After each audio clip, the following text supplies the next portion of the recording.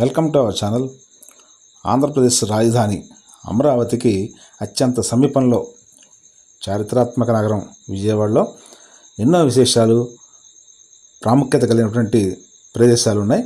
వీటిలో మనకు తెలిసిన, మనకు కనబడే అంశాలే కాకుండా బెజవాడ నగరానికి, ఆంధ్ర రాష్ట్రానికి, భారతదేశానికి తలమానికమైనటువంటి ఎన్నో విశేషాలని ఇప్పుడు మనం విజయవాడలో చూడవచ్చు.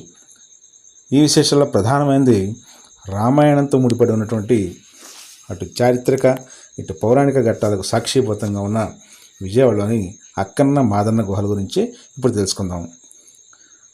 క్రీస్తు శకం 7వ శతాబ్దంలో చాళుక్య రాజ్యంలో నిర్మించిన అక్కన్న మాదన్న గుహలు విజయవాడలోని 1 టౌన్ ప్రాంతంలో ఇంద్రకీలాద్రి దిగువన కృష్ణమ్మ చెంత దుర్గామల్లేశ్వర స్వామి ఆలయ మెట్లదారి సమీపంలో ఉన్నాయి. ఎగువ గుహలు, దిగువ గుహలుగా వీటిని నిర్మించారు. దిగువ గుహల పక్కనే పురాతన హిందూ దేవాలయాల ఆనవాళ్లతో ఒక ఉద్యానవనం కూడా మనకు కనిపిస్తుంది. ప్రస్తుతం ఈ గుహలను భారతీయ పురావస్తు శాఖ జాతీయ అపురూప సంపదగా గుర్తించి రక్షణ ఏర్పాట్లు చేశారు. 17వ శతాబ్దంలో గోల్కొండ నవాబు కులీ కుతుబ్ షా సామ్రాజ్యంలో ఈ గుహలు బాగా ప్రాచుర్యంలోకి వచ్చాయి. గోల్కొండ సంస్థానం ఔరంగజేబు ఏలుబడిలో ఉండగా దక్కన్ ప్రాంత మొఘల్ రాజ్య ప్రతినిధి తానీషాకు మంత్రులుగా నియమించబడిన అక్కన్న మాదన్నలు ఈ గుహల నుంచే పాలన సాగించినట్టుగా చరిత్ర చెబుతోంది. ముస్లిమేతర ప్రజల నుంచి జిజియా పన్ను వసూలు, అలాగే ఈ ప్రాంతంలో ఉన్నటువంటి ప్రజల నుంచి అన్ని రకాల పన్నుల వసూళ్లకు అక్కన్న మాదన్న విజయవాడలోని గుహలనే తమ పాలనా కేంద్రంగా చేసుకున్నారు. అంటే మనం ప్రజెంట్ భావిస్తున్నటువంటి రెవెన్యూ ఆఫీస్ లాంటిది ఈ అక్కన్న మాదన్న గుహలకు ఉందన్నమాట. ఆర్థికపరమైన లావాదేవీలన్నీ వారిద్దరికే గోల్కొండ నవాబు అప్పగించడంతో ప్రజా సంక్షేమ కార్యక్రమాలకు వచ్చిన ఆదాయాన్ని ఖర్చు పెట్టేసేవాళ్ళు. దేవాలయాల పునరుద్ధరణ, అలాగే కొత్త ఆలయాల నిర్మాణం కూడా వీరి హయాంలో బాగా సాగింది. దీనిలో భాగంగానే అక్కన్న మాదన్నల బంధువైన భద్రాచల రామదాసు కూడా హిందూ దేవాలయ నిర్మాణానికి చొరవ తీసుకున్నారు.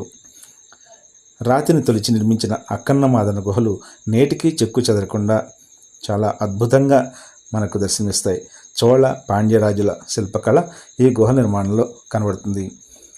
గుహలో నిర్మించిన గదులు, వాటి శిల్ప సంపద అద్భుతంగా భావించవచ్చు. ఈ గుహల్లో ప్రతిష్ఠించిన బ్రహ్మ, విష్ణు, పరమేశ్వర, నంది విగ్రహాలు మాత్రం అదృశ్యం కాగా ఇంకా ఎన్నో శిల్ప సంపదలు మనకు కళ్ళ ముందు కనబడతాయి. గుహల్లో చెక్కిన అక్షరాలు 7వ శతాబ్దంలోని అరబిక్ పదాలతో మిళితమై ఉండడం విశేషం.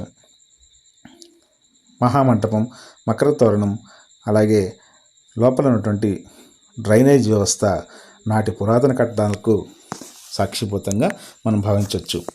అర్జునుడు పాశుపతాస్త్రం శివుడి నుంచి పొందడానికి తపస్సు చేసింది కూడా ఈ ప్రాంతమే కావడంతో దీన్ని అర్జున వీధిగా అక్కన్న మాదన్న గుహలు ఉన్న ప్రాంతాన్ని పిలుస్తారు. 2000 సంవత్సరాల క్రితం నిర్మితమైన అక్కన్న మాదన్న గుహలు విజయవాడకి తలమానికంగా, ఆంధ్రప్రదేశ్ చారిత్రక సంపదగా మనం భావించాలి. ఈ గుహను ప్రతి ఒక్కరూ చూసి మన పూర్వీకుల శిల్పకళా నైపుణ్యం, నిర్మాణ ప్రాముఖ్యం, చారిత్రక విశేషాన్ని తప్పక తెలుసుకోవాల్సింది. అలాగే మన పిల్లలకు, భావితరాలకు అరుదైన చారిత్రక విశేషాలను అర్థమయ్యేటట్లు తెలియజేయాల్సిన బాధ్యత ప్రతి ఒక్కరిపైన ఉంది. బెజవాడ, దాన్నే విజయవాడ అందాం, వెళ్ళినప్పుడు తప్పకుండా కనకదుర్గమ్మ చెంత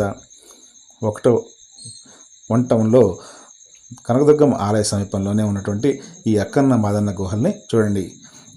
విజయవాడ బస్ స్టాండ్ నుంచి, రైల్వే స్టేషన్ నుంచి కేవలం ఒక 2 కిలోమీటర్లు 3 కిలోమీటర్ల డిస్టెన్స్లో మాత్రమే ఉన్న ఈ అక్కన్న మాదన్న గుహలు మన ప్రాచీన శిల్పకళా సంపదకు, మన చారిత్రక ఆధారాలకు మన కళ్ళ ముందు కనబడే ప్రత్యక్ష నిదర్శనంగా ప్రతి ఒక్కరూ గుర్తించాలి. తప్పకుండా ఈ గుహల్ని సందర్శించండి. Thank you very much.